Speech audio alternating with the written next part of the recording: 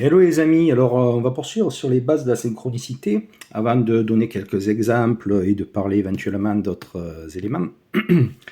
Donc là on va parler des synchronicités qu'on peut considérer comme des coïncidences significatives.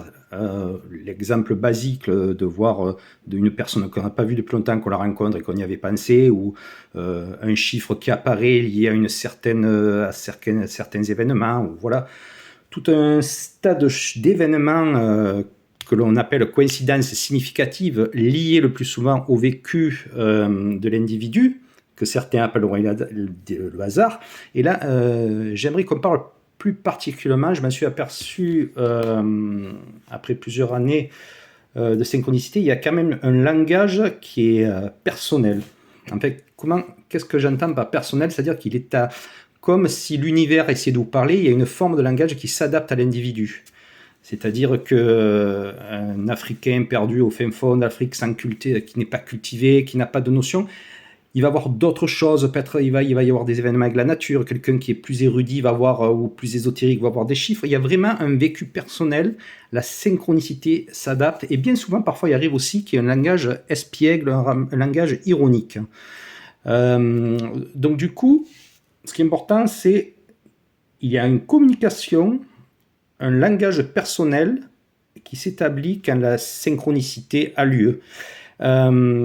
Il y a donc le langage qui est personnel, qui est lié aussi à l'individu, mais il y a aussi un langage universel. Donc là, je verrai un peu plus loin. Donc, j'ai marqué un langage universel, les archétypes. Ça peut être des symboles, des chiffres qui est sous-jacent. Par exemple, le 1, le 2, l'unité. Le corbeau, par exemple, peut représenter la mort. La croix. Il y a des symboles forts et puissants qui rentrent en ligne de compte parfois. Mais les synchronicités sont très vastes. Je reste quand même assez large dans les explications.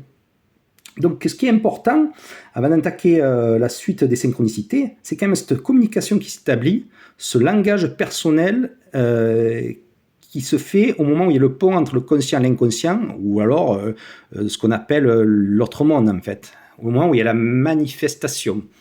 Donc, il y a un langage, par exemple, moi, j'ai des chiffres qui apparaissent, des dates de naissance. Moi, c'est le 1353, se sont formés pour moi, c'est le 1353. C'est le début de quelque chose, ça peut apparaître sur une facture, sur un moteur, sur n'importe où en fait, je le vois, ça apparaît et je sais que ce sera le début de quelque chose. Ça m'est arrivé quand j'ai signé un acte chez un notaire, le début d'une activité, le début de quelque chose qui est vraiment très personnel et qui est lié à mon chemin de vie, ce chiffre apparaît. Il y a un autre chiffre qui est le 1353 qui est lié au deuil, aux ruptures, et le 1354, pour montrer que c'est très très personnel, le 1314 c'est aussi un chiffre symbolique, mais c'est aussi la date du dernier Templier. J'ai beaucoup travaillé sur le 1314, j'ai travaillé sur Rennes le Château 1314, c'était lié à Asmodée à Rennes le Château, la fin du dernier, la mort de Charles de Molay, le dernier Templier, et cette date mais restée en fait, et elle apparaît chaque fois qu'il y a une rupture, un deuil, elle peut apparaître n'importe où, donc il y a bien une communication, je ne sais pas comment ça fonctionne, mais il y a bien un lien qui s'établit, et donc ce qu'il ne faut pas oublier, c'est que la manifestation, pour le rappeler, la personne devient réceptive, souvent dans des états de fatigue, d'émotions intenses, de crise personnelle, ou alors de chemin de vie, donc c'est assez large. Donc il y a toujours ce langage qui arrive de personnel.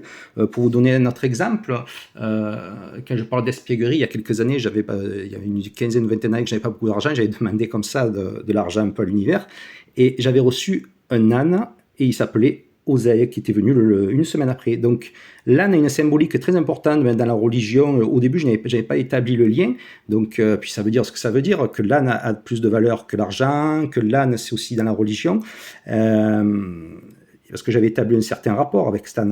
Et aussi s'appelait Oseille. Donc vous voyez qu'il y a quand même une forme d'espièglerie, d'ironie dans le message, et ça on peut le voir, on pourra dire c'est une simple coïncidence, mais ça apparaît, quand vous les vous savez que ce n'est plus une coïncidence. Donc le langage est très important et il s'adapte en fait à l'individu. Donc essayez de comprendre les synchronicités, on ne peut pas les expliquer. C'est l'individu lui-même qui comprendra sa synchronicité. Après, si on discute avec lui, on peut savoir le sens, mais il y a toujours quand même un chemin de vie, une connexion qui s'établit. Donc voilà, Cette partie, c'était pour parler du langage et de la communication, des synchronicités qui sont toujours personnelles, et cette communication entre donc ce qu'on peut appeler l'inconscient, l'univers, je ne sais pas, c'est difficile de donner un nom. Elle s'est établie toujours sur forme de langage, et elle est vraiment différente pour chaque individu. Donc par la suite, on parlera peut-être des moments d'ouverture aux coïncidences qu'on a significatives, le vécu personnel. Donc il y a un langage vivant, j'avais mis, et personnalisé. Donc ce qu'il faut savoir, c'est un vécu personnel qui est universel dans sa forme, mais pas dans son mécanisme. Il y a quelque chose d'universel dans la forme générale, puisqu'on se connecte, mais qui est toujours très personnel. Et par la suite, on va parler aussi de quelque chose qui est très intéressant, c'est l'espace-temps. En fait, tout cet environnement. La synchronicité, quand même, pour que la connexion s'établisse, par exemple pour que le chiffre apparaisse sur une facture, sur un moteur, que le nom, par exemple, de l'âne arrive, il faut quand même qu'il y ait une maîtrise, que la notion de l'espace et le temps n'existe plus à notre propre vision. C'est-à-dire qu'il n'y a plus un suivi temporel ni spatial. En fait, la synchronicité, elle passe par-dessus l'espace et le temps. Donc voilà les amis, on abordera un peu plus tard la notion d'espace-temps avec les synchronicités.